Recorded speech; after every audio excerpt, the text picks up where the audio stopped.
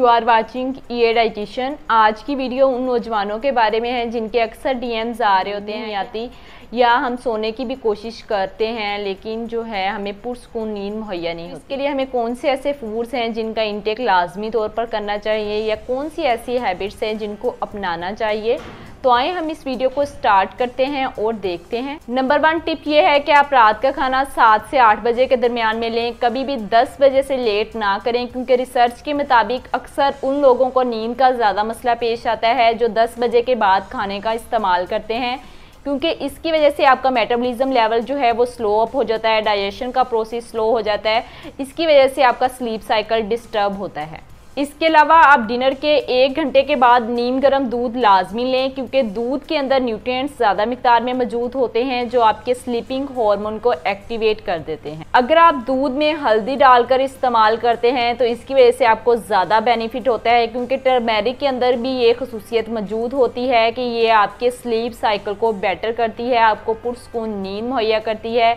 इसके अलावा आपकी जिस्म की ओवरऑल थकावट जो है उसको दूर कर देती है।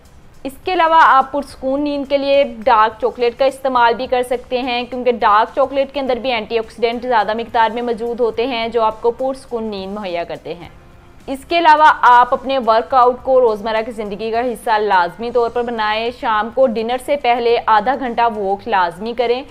अगर आप एक्सरसाइज वगैरह कर सकते हैं तो वो वेल एंड गुड है, उसको लाजमी तौर पर अपनी हैबिट बनाएं और उसको डेली बेसिस पर लाजमी तौर पर करें।